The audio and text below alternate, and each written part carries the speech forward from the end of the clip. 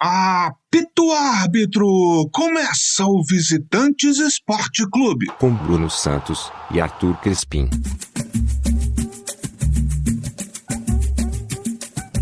Alô, paixões! Alô, doçuras! Bom dia, boa tarde, boa noite, bom momento, amigo ouvinte, amiga ouvinte, amigue ouvinte. Este é mais um episódio do podcast Visitantes, comigo, Arthur Crispim, direto dos estúdios Alex Scott em Londres, e com ele, Bruno Santos, do Rio de Janeiro, dos estúdios Newton Santos. Fala, Brunão! E aí, Arthur, beleza? Sejam bem-vindos todas, todos e todes. Esse é mais um episódio do Visitantes e hoje estamos com quem, Arthur? Quem estará conosco nesse belíssimo episódio? Rapaz, hoje o convidado é peso pesado, né? Primeiro eu vou até adiantar a pauta, porque o cara entende tudo da pauta. A pauta do programa de hoje é tênis. E Guga é campeão de Roland Garros.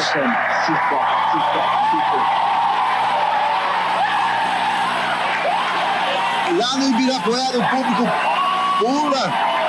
E em Roland Garros o público vibra. E o nosso convidado é jornalista, relações públicas e ghostwriter. Ghostwriter é um negócio muito chique, né, bicho? Como repórter, cobriu o circuito de tênis do maior veículo especializado no Brasil, Tênis Brasil, acompanhou as novidades da ATP e da WTA do blog Esporte Fino, onde era um dos editores. Excelente blog, tinha um livro maravilhoso que inclusive eu tenho, está no Brasil.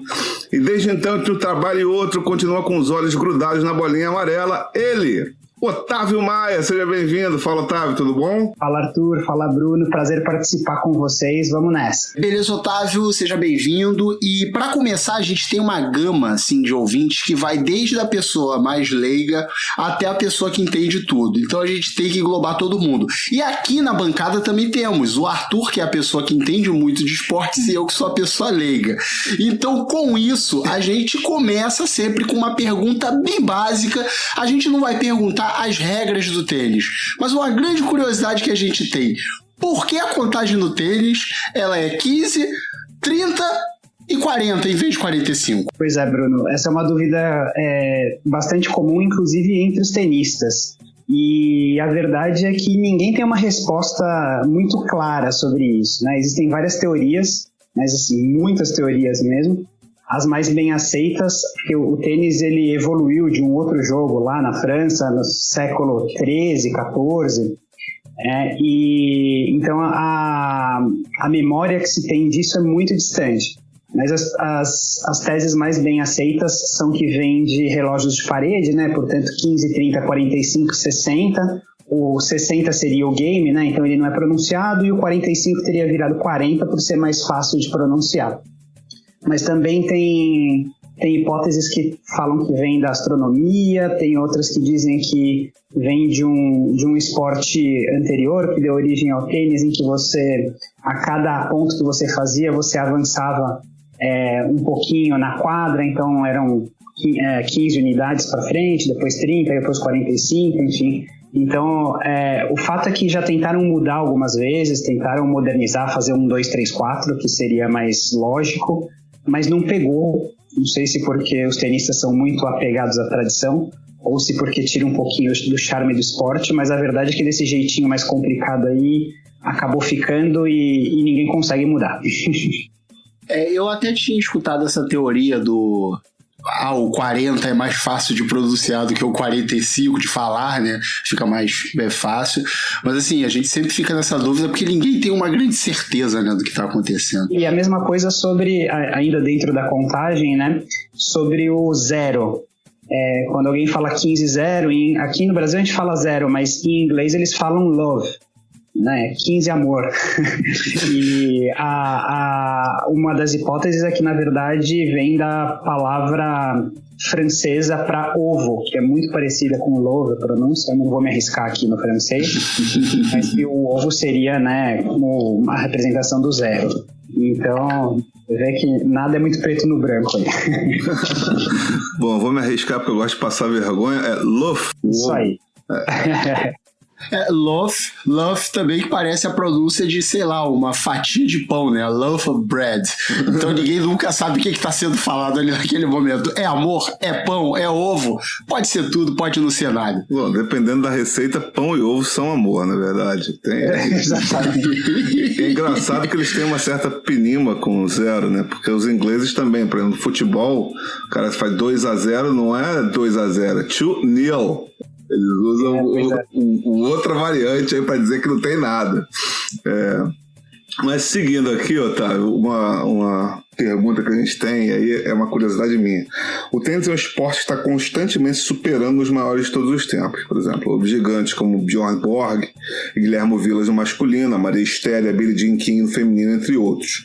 Na nossa geração, a gente começa a crescer achando que Pete Sampras e André Agassi seriam inalcançáveis, assim, era uma coisa inatingível.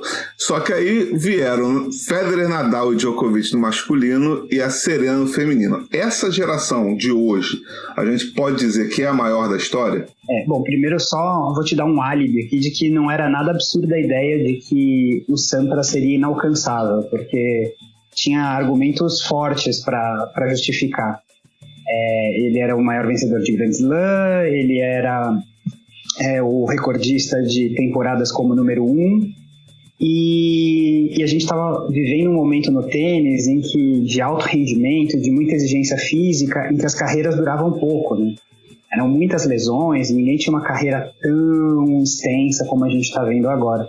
Então ninguém imaginava que logo depois fosse acontecer o que a gente está vendo nesse momento, né? Que é essa geração tão dominante como a do Big Three aí, da Serena. Mas indo direto agora à sua pergunta, eu acho que só sendo muito preciosista, a gente podia dizer que, na verdade, não é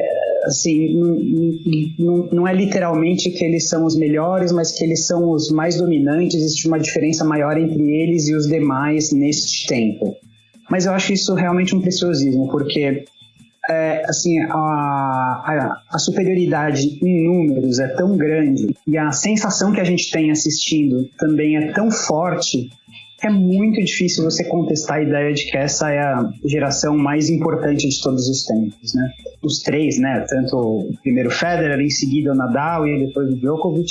Quando eles chegaram ao circuito, eles rapidamente superaram as gerações de cima, né? Então você vê o Nadal ganhando lá Roland Garros com 18 para 19 anos. O Federer era só um pouquinho mais velho também quando ganhou o Wimbledon. O Djokovic depois chegou com tudo também. E uma vez que eles dominaram o circuito, eles continuaram dominando as gerações de cima e foram dominando todas as outras que foram entrando, né? Entrou, sei lá, Dimitrov, Nishikori. Eles dominaram a geração. Primeiro, assim, o mais velho ali era o Agassi, depois eles dominaram ali a geração de Guga, Hewitt, Safin. Dominaram as gerações deles próprios, depois dominaram essas que vieram depois, com Dimitrov, com Nishikori, que foi uma geração que ficou muito apagada, né? Porque os títulos de Grand Slam ficaram inacessíveis com o Big Three. Você vê, praticamente as únicas furadas de bolha que a gente viu aí em mais de uma década foram o Del Potro ganhando o US Open e o Wawrinka ganhando alguns títulos. Mas a gente está falando de dois caras assim, excepcionais, né? O Del Potro é um jogador que podia ser talvez não tão grande quanto esses, mas ele era um cara para realmente desafiar esses três, né? Para incomodar, mas as lesões não permitiram. E o Wawrinka é um cara que nunca teve assim, tanta consistência de ficar disputando as primeiras posições do ranking o tempo todo, mas ele é um cara que quando ele tá no dia, ele atinge o topo do nível do jogo dele, é assim, absurdo, é muito difícil de segurar até para esses caras. Então, ele teve 3 semanas iluminadas na vida dele que ele estava imparável e ele ganhou 3 Grand Slam. Mas tirando isso, realmente ficou inacessível. Ganhar Grand Slam virou uma coisa praticamente inacessível, enquanto eles estavam aí já há mais de 15 anos. E isso tem a ver com o talento deles, isso tem a ver com a força mental deles, isso tem a ver com a disciplina, a vontade de vencer, a ambição, mas também com a evolução da preparação física, né? Hoje em dia eles conseguem jogar por muito mais tempo, preservando o corpo, apesar do esporte ficar mais exigente, né?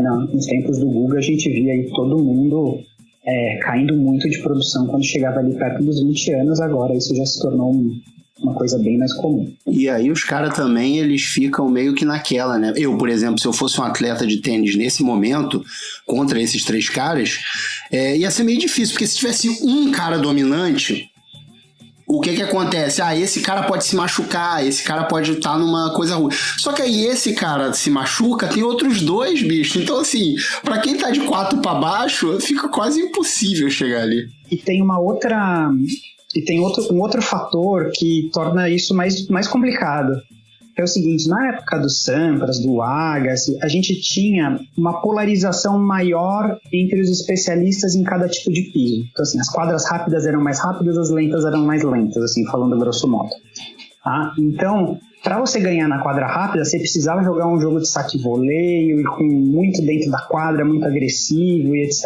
Para ganhar no saibro, você precisava de um jogo com muito topspin lá do fundo de quadras, muito preparo físico, muita perna e etc. E aí na quadra dura as coisas se encontravam um pouquinho. Agora, você vê os 3, né, do Big Three fecharam o Grand Slam, os caras ganharam na grama, na quadra dura e no saibro. Porque além deles serem jogadores completos, as quadras hoje, as quadras rápidas já não são mais tão rápidas, nem a grama hoje em dia, né, se joga um tênis tão rápido como era antes, mudou equipamento, mudou bola, mudou tudo. O tênis ficou menos rápido porque ele estava chato de tão rápido, né? Então a gente perdeu o interesse porque acabava no saque, era saque e devolução e acabava o jogo. Então isso faz muita diferença também para você ter alguém tão dominante. Era muito mais complicado para o Sampras, né, que foi criado, foi formado num cenário em que havia uma disparidade muito grande de quadras e que você precisava ser especialista. Era muito mais difícil para ele ganhar Roland Garros do que foi difícil para o Nadal ganhar Wimbledon, por exemplo, que seria o outro lado da moeda. Eu tenho 2 detalhes para comentar. O primeiro é o seguinte: tanto o Wawrinka quanto o Del Potro, que aliás é meu ídolo no tênis, assim, é o cara que eu mais gosto, vi jogar na quadra, é um cara extremamente gentil. Eu vi jogar em 2017 em Wimbledon, e um jogo contra... Ele tava voltando de lesão e ele tava jogando contra um tenista sempre voltando de lesão. Ele tava jogando contra um tenista da Letônia, que eu esqueci o nome agora. Deve ser então, era o Gulbis. Exato, Ernest Gulbis. E aí o Gulbis passou-lhe o sarrafo 3-0, mas o que eu me lembro desse jogo, estava muito quente, o jogo foi na quadra 3 de Wimbledon, e uma senhora passou mal. O Del Potro parou o jogo e jogou água para ela, jogou garrafas d'água para ela. Ele é muito gentil. Mas assim, tanto o Wawrinka quanto o Del Potro e quanto o Murray também, que foi outro que furou essa bolha, todos eles pagaram um preço físico absurdo para se igualar ao nível dos caras. Todos eles se machucaram bastante. É um negócio impressionante a preparação física que tanto Nadal quanto Djokovic quanto Federer tem. É um negócio absurdo. Aliás, olha a minha gafa, estava eu aqui esquecendo do Murray, porque o Big Three, na verdade, ele foi Big Four por muito tempo, né? Então, a gente fala que só esses 2 furaram, é porque a gente colocava o Murray junto com os outros 3, né? E o Murray, ele, assim, o que torna as coisas ainda mais absurdas, né? Você não tem não só 3 talentos enormes no mesmo tempo, mas 4. O Murray, embora ele tenha demorado um pouquinho mais para estabilizar o jogo dele, atingir o pico do jogo dele, ele chegou em alguns momentos ali, depois que o Federer, o Nadal e o Djokovic já tinham se firmado como os grandes jogadores que são, ele chegou a ser número 1 e a dominar assim, por um período menor de tempo, mas ele era o cara do circuito lá no momento que ele ganhou o Wimbledon, ganhou Olimpíadas, ganhou muitos Masters e tal. E inclusive quando o Federer e o Nadal já estão numa idade um pouquinho mais avançada e o Djokovic um pouquinho mais novo, e o Murray sai de cena por causa de contusão, isso também ajuda um pouquinho, óbvio, não é por causa disso que o Djokovic está onde ele está, mas isso ajuda um pouquinho, né? Ele perde o principal rival ali geracional dele, porque eles são praticamente ali do mesmo ano, né? Eles subiram praticamente juntos. Ele perde ali quase que o o equivalente dele no circuito. Eu só ia falar do Del Potro que quando eu cobria os torneios na América do Sul aqui, foi justamente os Challengers, né, que são os torneios de porte médio, foi justamente quando ele estava saindo do juvenil para o profissional, e ele era assim, todo mundo queria ver o Del Potro porque ele era um menino prodígio, ele ainda não ganhava esses torneios, mas todo mundo queria ver porque ele era muito talentoso e tal, e ele era também muito humilde, assim, eu lembro dele fazer grandes jogos e ele passar na sala de imprensa depois e pedir para pegar o scout do jogo dele, que os juízes imprimiam e tal. E aí ele ia lá todo educadinho e se apresentava: eu sou o Juan Martín Del Potro. Se a gente não soubesse, né? Pô. Ele é um cara bem bacana, né?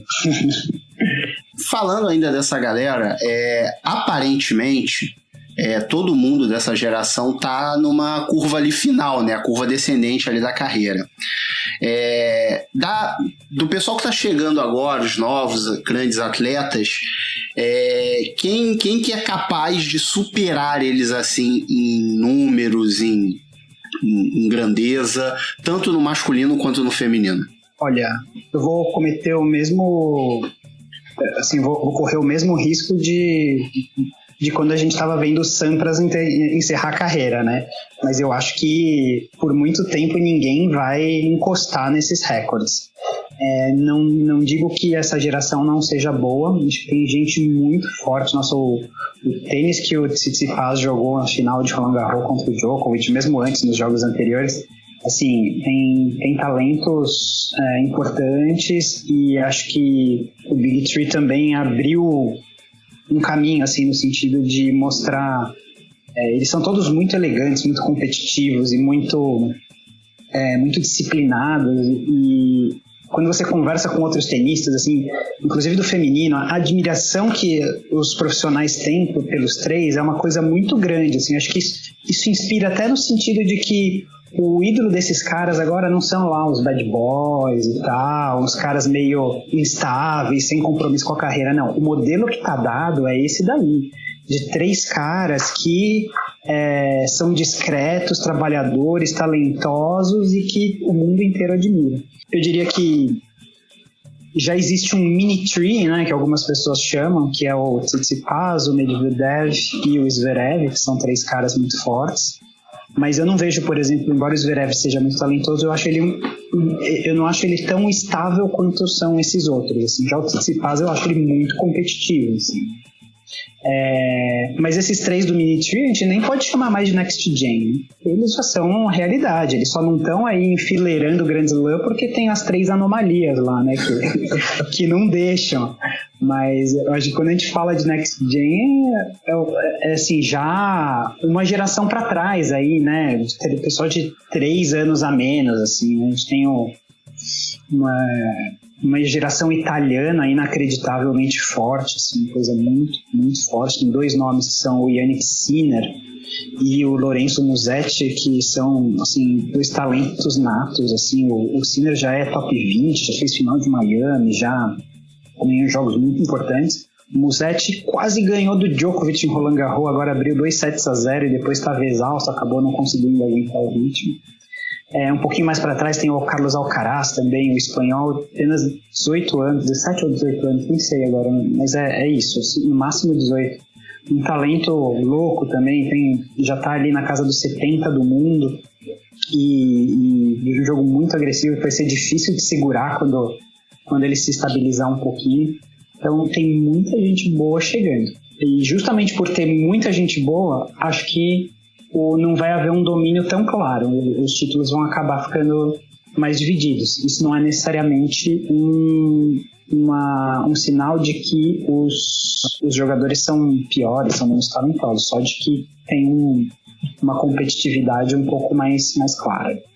Para a gente fechar esse ponto, Otávio, voltando no feminino, a gente falou muito do masculino porque são os 3, e no feminino você tem uma dominância assim, absurda da Serena, né? Até porque no caso feminino a Azarenka teve problemas que eram equivalentes, teve problemas pessoais e tal. No começo também teve, pode dizer que é sorte, né? Mas assim, acabaram que as grandes rivais equivalentes ficaram pelo caminho e a Serena se estabeleceu. No caso do feminino também vai ser a mesma coisa? Você acha que essa próxima geração também espalha os Grand Slams? Como já está acontecendo, né? Porque como a Serena foi mãe, acaba que ela tem uma entre aspas, desvantagem física, que é natural, a lei da idade, do corpo se transforma. Pois é, o tênis feminino, acho que historicamente ele é o oposto, né? Ele tem um pouquinho mais de dominância, né? Então você vê, a recordista é a Margaret Court com 24 Grand Slams e mais uma penca de Grand Slam de dupla ainda, né? A Serena tem 23, depois você tem Graf ali coladinha também. Então, assim, já existia uma dominância um pouco mais clara nas gerações anteriores, assim, antes da Serena. E agora, eu acho que isso não é que está se invertendo, na verdade isso já se inverteu, e se inverteu, assim, categoricamente. Se a gente for analisar, a gente chegou ao absurdo de ter, acho que 2 anos consecutivos com campeãs diferentes de Grand Slam, assim, todo Grand Slam é uma campeã diferente. No início, acho que no começo dessa transição, as pessoas ficaram até um pouco frustradas, assim, parecia que a qualidade do circuito não está tão boa, acho que incomodava muito quando viam tenistas um pouco mais velhas, não, mas mais experientes, e que já não se dedicavam 100% à carreira e que continuavam ganhando das principais jogadoras. Então você via às vezes a Venus, metade tenista, metade designer, e ela estava lá fazendo resultados importantes, a própria Serena, a própria Sharapova. A renovação estava um pouquinho truncada, assim, e aí quando apareciam outras que ganhavam grandes slams, às vezes elas se aposentavam logo em seguida ou nunca mais ganhavam um jogo. Por exemplo, a Jelena Ostapenko ganhou Roland Garros 2 anos atrás e depois nunca mais ganhou nada. Você teve antes a Bartoli, que ganhou o Wimbledon e se aposentou um pouquinho depois e tal. Então, as jogadoras, você não estava vendo assim, casos como Nadal, Serena, como Federer, jogadores que explodem, abraçam, sobem aquele degrau e não saem mais de lá, né? Os ídolos que estavam se formando não eram tão consistentes. Mas, por outro lado, a gente foi vendo uma quantidade de jogadoras competentes muito grande. O circuito feminino está muito interessante, mas muito mesmo, assim. A gente se falava antes, né, que o Campeonato Brasileiro era o melhor do mundo, porque era o único que no início da competição você tinha lá 12 times que podiam ser campeões. Grand Slam feminina é mais ou menos isso. Você tem 10, 15 jogadoras que podem ser campeãs. Você pega aí, você tem Serena, você tem Halep, você tem Pliskova, você tem Osaka, você tem Andreescu, você tem a Swiatek, você tem, cara, a Muguruza, você pode ficar falando aqui, não acaba, assim, são muitas e são todas jogadoras muito equilibradas, muito competentes, muito boas, e agora a gente está vendo algumas delas se firmarem um pouco mais. Então teve a Azarenka voltando, que é uma jogadora muito importante, a Muguruza também retomando um pouquinho de as melhores, mas você tem já a Naomi Osaka com 4 Grand Slam, muito jovem, né? Apesar desses problemas agora, com depressão, a relação um pouquinho mais conturbada com a quadra, mas mesmo assim já são 4 Grand Slam. Você tem a Andreescu, que ganhou o US Open 2 anos atrás, mas assim, é um Grand Slam que ela tem, mas ela tem 20 anos de idade e ela praticamente não jogou no circuito ainda, porque ela saiu do juvenil, jogou alguns torneios no início do ano, foi muito bem, mas se machucou, voltou, ganhou um Masters de US Open em seguida e depois não jogou mais porque se machucou de novo também, mas está voltando agora. Aí depois você tem a Iga Swiatek, que ganhou Roland Garros ano passado, e com 19 anos, vai fazer 20 agora, e depois já ganhou Roma, já fez quartas de final agora em Roland Garros. Então você tem a Coco Gauff, que é uma menina ela deve estar, acho que agora com 17 anos, uma americana, finalmente alguém dos Estados Unidos aparecendo, né, nas cabeças, mas já fazendo resultado importante em Grand Slam, então já se colocando entre as melhores do mundo. São muitos nomes novos, assim, um pessoal de 19, 20 anos que estão se firmando e que estão deixando o circuito da WTA muito, muito, muito legal. Em vários outros esportes que a gente comenta aqui no podcast, a gente tenta falar na maior gama possível de esportes. E aí, em algum momento, sempre alguém fala da busca por um novo Guga naquele esporte. Eu acho que exceto o automobilismo, que a gente sempre procura um novo Senna, nos outros a gente sempre procura um novo Guga, para tudo que é coisa.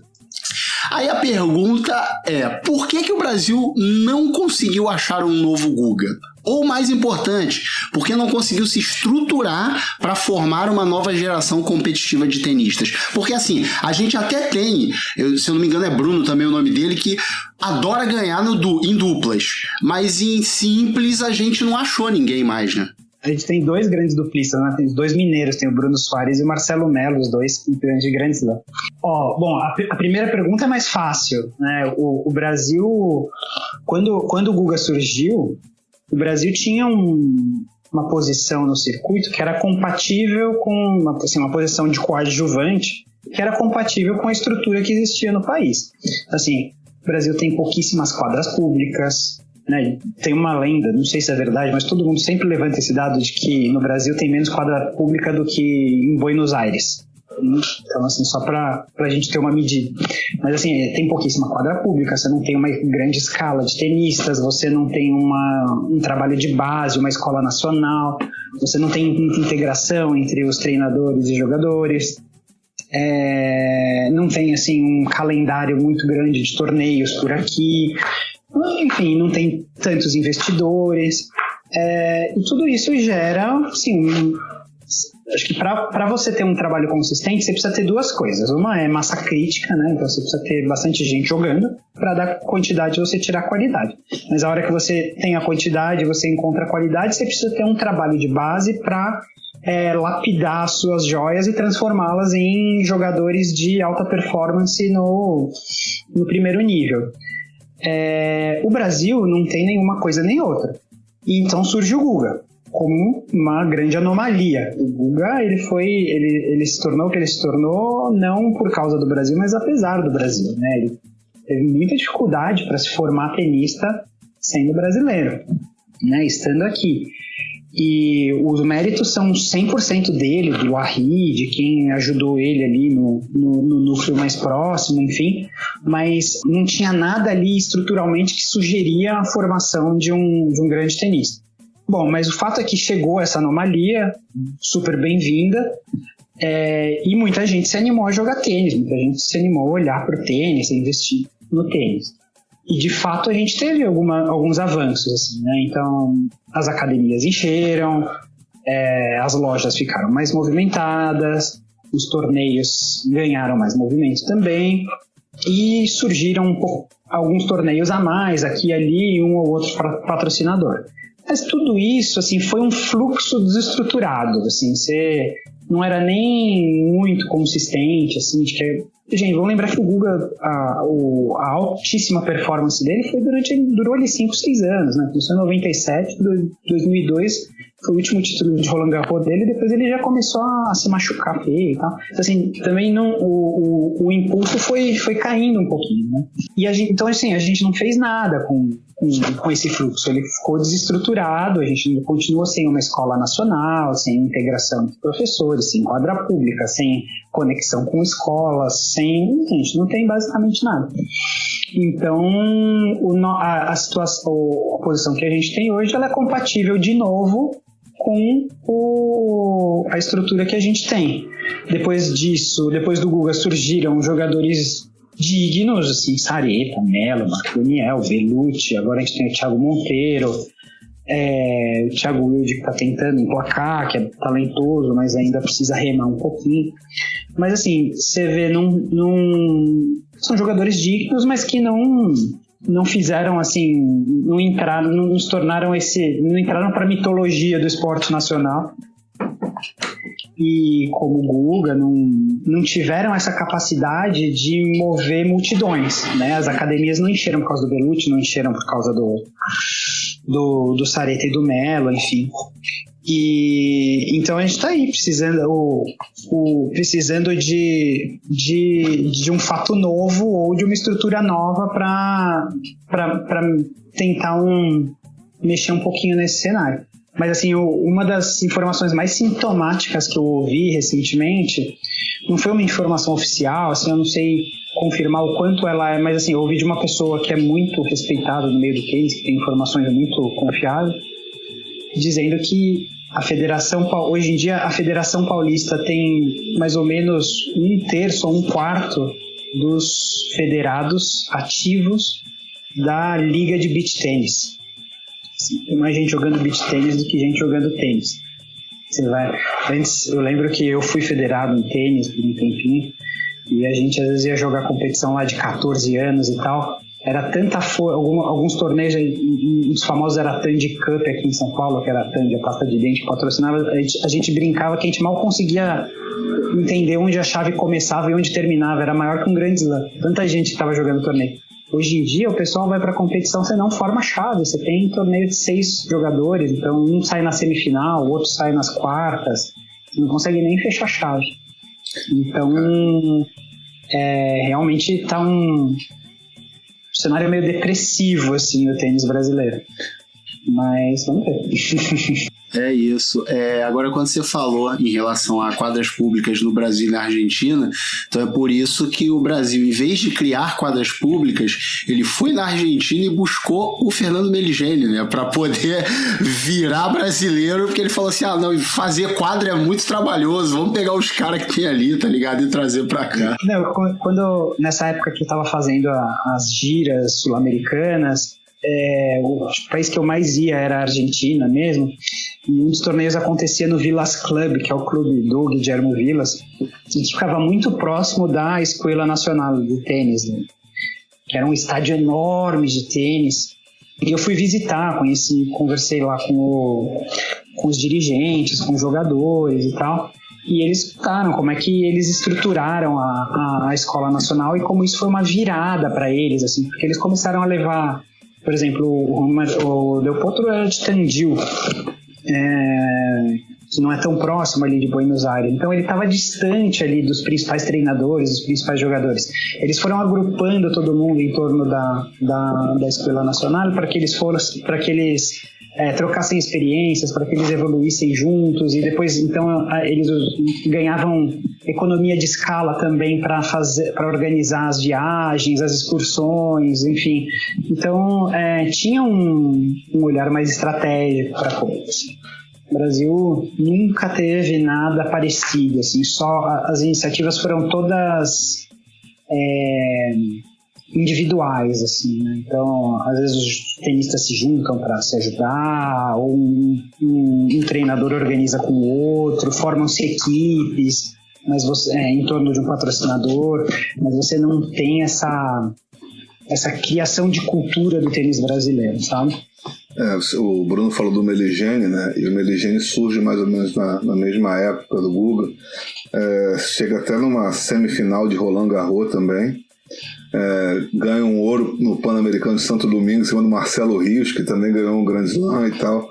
Então, o Meligeni, eu acho que às vezes a gente fica falando do negócio de ter nascido na Argentina, mas ele foi muito mais brasileiro do que muito tenista. E tem uma coisa interessante que eu não sei se tem a ver também, mas assim, eu tenho memórias de assistir tênis em TV aberta final dos anos 80, anos 90, não é nem só no show do esporte, não, mas na Manchete, a Manchete que transmite Roland Garros, quando o Guga ganha, é a Manchete que transmite, e tinha aqueles ATPs de Taparica, você conhecia o nome. Exato, Luiz Mata, Jaime Uncins também, depois virou duplista e tal. E isso, com a segmentação, acho que você cria nichos esportivos, que é muito bom, mas por outro lado você impede que as pessoas tenham acesso a isso. Eu lembro muito disso no Rio de Janeiro, quando eu era pequeno. Eu comecei a escutar música clássica, eu sou do bairro de subúrbio, Ramos, por causa de um negócio chamado Projeto Aquários, que tocava na Quinta da Boa Vista. Então eu lembro, era o maestro Isaac Karadziejewski. Aí você tinha uma orquestra que tocava para pessoas comuns. E era uma coisa que minha avó gostava muito também, ela sempre me falou, na época, hoje em dia isso mudou um pouco, mas ela falava assim, você vê, meu filho, você sabe por que tem assalto em trem e não tem assalto em metrô? Porque o luxo educa. Quando você dá às pessoas condições, as pessoas elas se educam, elas têm o cuidado que é delas. Uma pena que o tempo passou, hoje em dia o metrô fica abarrotado que nem uma lata de sardinha, ou seja, o Estado não cuida das pessoas, as pessoas vão só tem que sobreviver, elas não têm tempo de pensar em cuidar de qualquer outra coisa. Mas falando nesse viés, já que a gente está por esse viés, um dos maiores problemas do tênis atual são os escândalos envolvendo apostas e resultados fabricados. E o tênis é o esporte preferido dos fraudadores e dos apostadores pela quantidade de possibilidades que ele oferece. Você pode, inclusive, ganhar um jogo e se vender para aposta, porque se você errar cometer tantas duplas faltas no game X, você pode transformar alguém numa pessoa rica. Aí eu te pergunto, baseado nisso, a ATP e a WTA, enfim, a ITF, elas estão em cima disso, né? Não são poucos os casos de tenistas sendo suspensos, expulsos do esporte e condenados por causa disso. Mas na tua opinião, como amante do esporte, como quem já cobriu o esporte, isso irá acabar um dia? Olha, vou começar por um ponto anterior, que é assim, a relação entre tênis e fraude de apostas, a gente tem notícias tem más e boas notícias. O tênis ele é basicamente um terreno muito, muito fértil para fraudes de apostadores. Por quê? Para começar, se você não está entre os 300 melhores jogadores do mundo, você provavelmente tem prejuízo jogando tênis. Você tem mais custos com viagem, com hotel, com imposto do que você ganha jogando tênis. Quando você perde na primeira rodada de um Challenger, às vezes você ganha, ou de um Future, você ganha $150, nesse volume. E você teve que pagar uma passagem de avião que custou muito mais caro, você teve que levar seu treinador, você teve hotel, etc. e tal. Então aí, até o Feijão, né, que foi o João Souza, que foi um brasileiro expulso justamente por isso do circuito, ele falava, ele chegou a dar essa declaração, né? Ele não assumiu o que ele fez, ele não confirmou, mas ele disse, olha, eu entendo quem faz, porque você está tendo prejuízo, você está dando a vida ali para tentar jogar, você está o tempo todo sob pressão financeira, aí chega alguém te manda um WhatsApp, um Instagram e fala, $15 mil para você fazer uma coisinha sem importância aqui, como é que fica, né? É difícil falar não. Então, é um terreno muito fértil, porque você tem muita gente. Quando eu falo, se você não está entre os 300 do mundo, você está tendo prejuízo, vamos lembrar que o ranking tem mais de 2.000 jogadores. Então você tem aí, tudo bem que não são 2.000 que estão diariamente viajando e jogando, mas você tem muita gente tentando emplacar e vivendo essa situação nos torneios menores. Além disso, você tem as possibilidades, assim, a transmissão online de resultados, ela abriu as portas, né, para as casas de apostas. Então, hoje em dia, você pode apostar, ou pelo menos há algum tempo, você pode apostar, por exemplo, em quem vai ganhar o próximo ponto num torneio Future lá pequenininho, lá na Malásia. E é muito difícil de verificar. Muito difícil de verificar. Então, assim, primeira coisa, você acha que tem fraudes de apostas, coisas importantes acontecendo lá no primeiro escalão, em Roland Garros, esses jogadores que eu assisto jogar, eles estão me enganando, eu estou sendo enganado? Não, acho que não. Não é aí que acontecem as fraudes, nesse nível. Acho que assim ficaria tão arriscado para os fraudadores que não é aí que eles estão tentando encontrar brechas. É realmente ali nos níveis inferiores do circuito, nas camadas menores, onde tem menos fiscalização, mais capilaridade e mais gente suscetível à corrupção, né, por questões financeiras, não por caráter, obviamente. E a parte boa é que a ATP, a WTA e a ITF, elas entendem isso, principalmente a ITF, né, que tem esse papel. Então eles têm lá uma unidade de integridade que faz um trabalho muito, talvez insuficiente, mas é um trabalho bem feito. Tanto é que, às vezes, num ano, mais de 20 pessoas, teve um ano que eles soltaram um relatório falando que 26 profissionais tinham sido punidos. vários jogadores, árbitros, enfim, tem várias possibilidades de fraude. Né?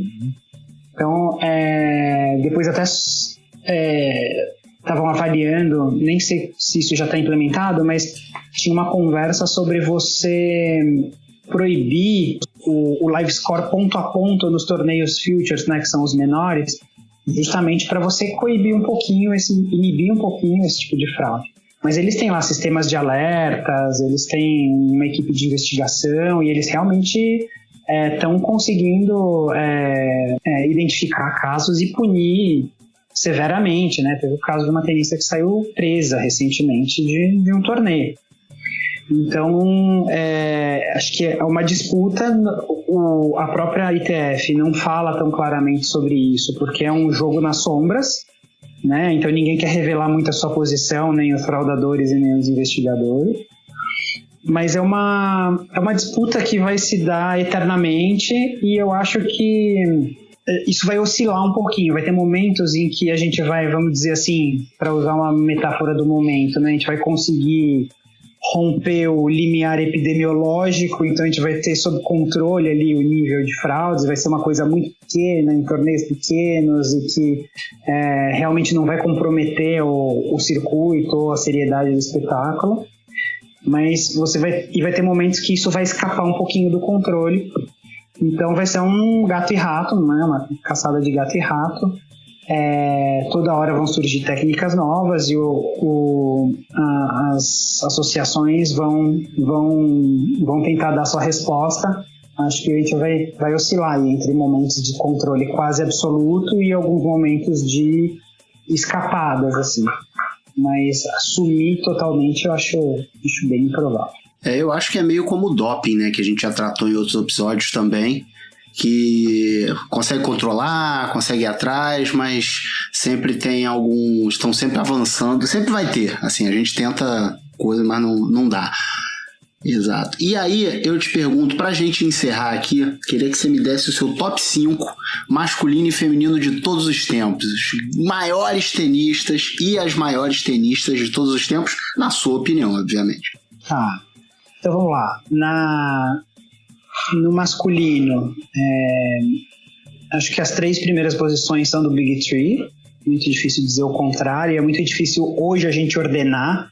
Acho que a ordem histórica é Federer, Nadal e Djokovic, mas você tem ali o Nadal, qualquer coisinha que o Federer, muito difícil que ele volte a ganhar Grand Slam, e o Nadal, se ganhar mais um, já ultrapassa o Federer e bagunça um pouquinho aí o consenso, e o Djokovic, ele tem muito gás ainda, ele está muito bem fisicamente, está jogando um nível técnico muito alto, é bem possível e talvez até provável que ele supere os outros 2.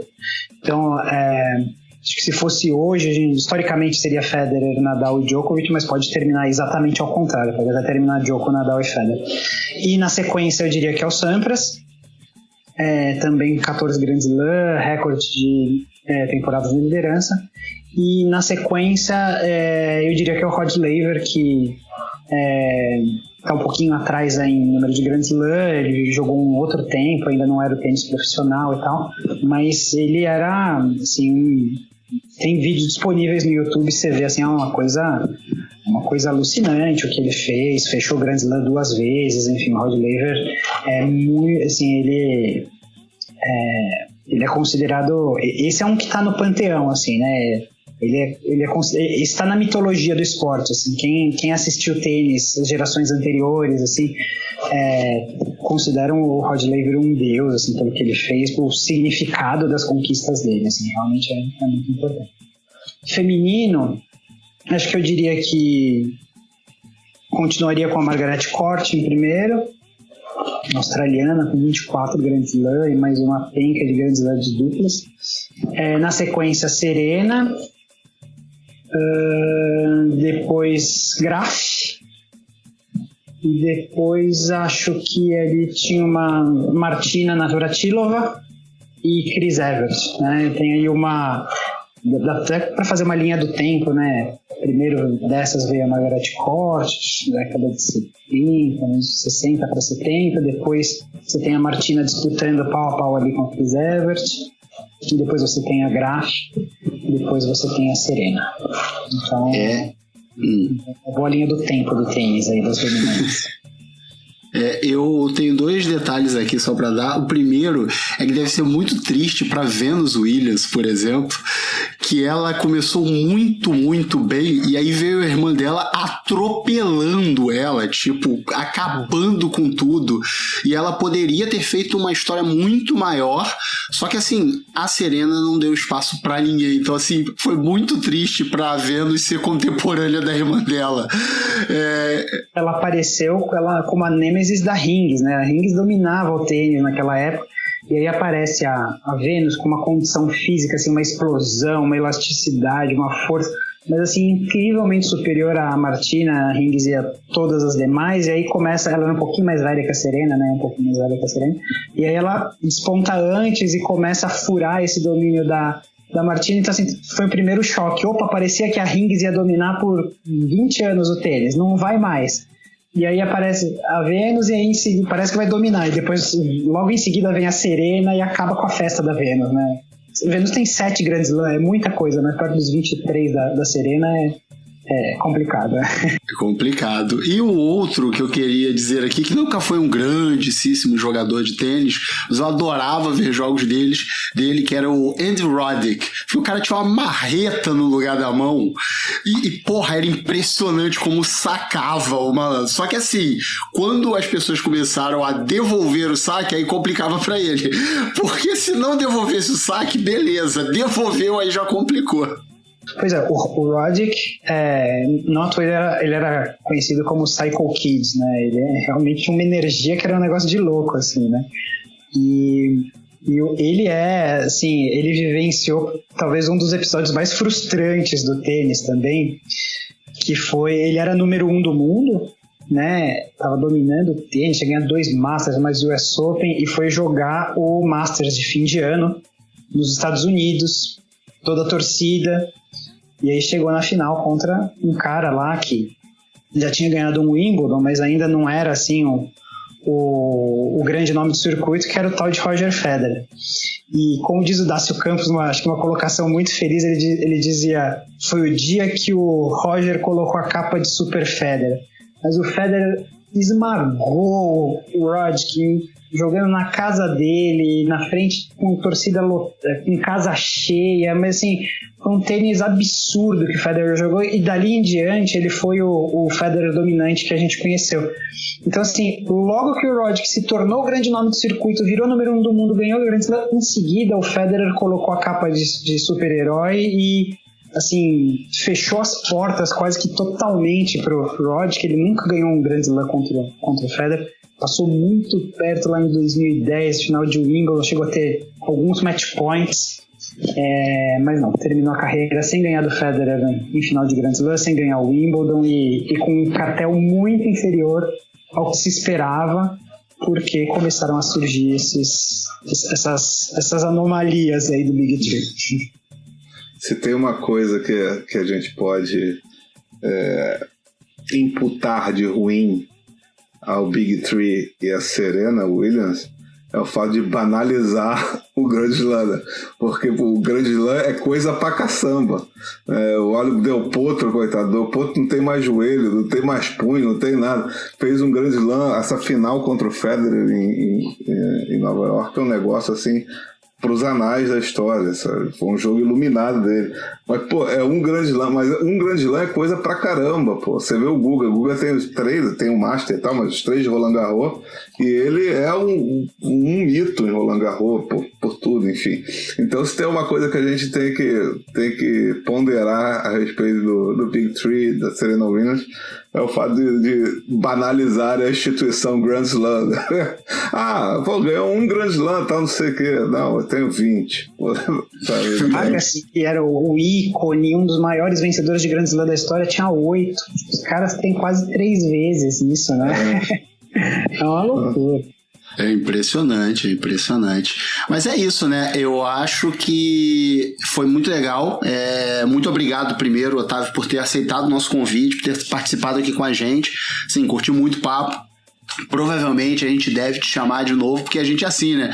De vez em quando a gente consegue a primeira entrada, aí a gente se aproveita da pessoa, aí aparentemente vai virar sócio aqui nosso também. Então a gente precisando de alguma coisa em relação a tênis, vai falar de alguma competição especial, vamos te perturbar aí para te chamar. Então muito obrigado por ter aceitado o nosso convite e aproveito para você deixar aí por onde que você tá, onde as pessoas podem te achar, podem te ler, podem te ouvir, para poder acompanhar aí você falando mais de tênis ou qualquer outra coisa também que você fale. Maravilha, eu que agradeço, foi ótimo, adorei participar, acho muito bacana o podcast. E bom, acho que não vai faltar motivo para a gente falar sobre tênis aí nos próximos tempos, porque essa disputa de quase 2 décadas completas aí para ver quem termina com o ranking o recorde de Grand Slam tá quase chegando ao fim, e é bem possível que a gente tenha mudanças aí nos próximos meses. Então, se precisarem, eu tô por aqui. E, bom, o que eu tô fazendo agora eu faço todos os tipos de trabalho de comunicação, não estou mais trabalhando com esportes diretamente, mas eu escrevo todo tipo de materiais de comunicação para empresas, relatórios anuais, eu faço ghostwriting para discursos, livros, qualquer tipo de publicação, e uma forma mais fácil de me encontrar é lá no LinkedIn. Beleza. E eu acho que chegou, né, Arthur, aquela horinha? Chegou, mas antes de chamar na vinheta, eu vou agradecer ao Otávio, porque obrigado, Otávio, espero que você tenha gostado do papo. O Bruno já falou tudo, eu sinto representado, só agradecer mesmo. E pra gente continuar aqui com a nossa hora do VAR, né, Brunão? Chama a vinheta! Eu vou chamar o VAR, e se ela se duvidosa, ela não quer acreditar. E estamos aqui de volta na Hora do VAR. A Hora do VAR, que é o momento em que você, ouvinte do Visitante, se teletransporta, passa a fazer parte desse podcast, mandando seus comentários, sugestões, dúvidas, reclamações, críticas, qualquer coisa que você quiser mandar, você pode mandar nas nossas redes sociais, @visitantesec ou visitantesec no Twitter, @podcastvisitantes no Instagram ou podcast.visitantes@gmail.com é o nosso e-mail. Pode mandar também para mim diretamente, pro Arthur, da forma que você preferir, sinal de fumaça, pode comprar aqueles avião teco-teco para passar na praia, só que tá difícil que eu não tô indo pra praia, então eu não vou ver o seu comentário, então é melhor não mandar dessa forma, mas tem várias outras formas para você mandar o seu comentário pra gente, certinho, Arthur? Certíssimo, você pode fazer também como o grande filósofo Periclão, escreva uma carta pro Visitantes, 2 pontos vem. Então é isso, hoje acabamos não tendo como fazer comentários, ficou meio grandinho esse episódio e espero que vocês tenham gostado, mas semana que vem estaremos de volta, inclusive com a Hora do VAR. É isso ou não é, Arthur? É isso aí, espalhe a palavra, não espalhe o vírus, confiamos em vocês. Beijo e até! Esse podcast é uma realização da BSC Produções.